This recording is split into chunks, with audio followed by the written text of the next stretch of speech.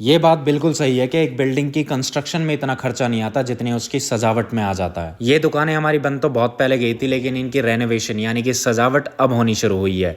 बस टाइल पत्थर का काम और थोड़ा सा लाइटिंग का काम ये अभी चल रहा है। और क्योंकि दीवारों पे सीलन आ जाती है तो पेंट का काम छोड़ के सीधा पैनल लगवाने शुरू कर दिए हैं, जिसमें बहुत ज्यादा टाइम लग रहा है। बहुत ज्यादा सर्दियों की वजह से कोई मिस्त्री कभी आता है तो कभी छुट्टी कर लेता है, इस वजह से टाइम लगे जा रहा है। इस सब की देखभाल के बाद अगर थोड़ा टाइम मिल जाता है तो थोड़ा आराम कर लेता हूँ, लेकिन मम्मी को वो भी नहीं देखा जाता है। एक तो पूरा दिन काम करो, पैसों का भी हिसाब किताब रखो, अगर थोड़े से आराम करने को मिल जाए तो मम्मी दो ताने सुना देती है। लेकिन अब बहुत ज्यादा हो गया है तो मैंने भी मम्मी को दो टूक सुना दी और उसके बदले में मम्मी ने मुझे थप्पड़ जड़ दिया। माँ साक्षात देवी का रूप होती है, इस बात का मम्मी बहुत फायदा उठाती है। और अगर दो बात हम बोल देते हैं तो हमें बोला जाता है कि हमारे तो औलाद बिगड़ गई। तो कुल मिला के मम्मी के साथ वीडियो बनाने में काफी मजा आया और उसके बाद मैं गोलू और खुशी को लेकर और अंशु को लेकर निकल जाता हूँ घर की तरफ। और अगर गाड़ी में गाने चल रहे हो तो उसके साथ साथ अगर हम गाना गाए तो हमारी बेसुरी आवाज भी अच्छी लगने लगती है। घर पहुंचते ही सबसे पहले पी लेता हूँ नींबू पानी, थोड़ी एनर्जी आ जाएगी क्योंकि उसके बाद जिम भी जाना है। और यहाँ पे खुशी के एक्सपेरिमेंट शुरू हो गए हैं। उसने एनी की चोटी बनानी शुरू कर दी है, छोटी छोटी सी, बड़ी क्यूट लग रही है। आजकल एनी मेरी और प्रीत की बात सुने या ना सुने, लेकिन खुशी की बात बहुत ज्यादा सुनती है। उसके सीधा बाद जिम निकल देता हूँ और जिम में आज लेग का वर्कआउट करता हूँ। इस जिम में थोड़ा सा लाइटिंग का प्रॉब्लम है और थोड़ा सा कैमरा एंगल्स का भी प्रॉब्लम है।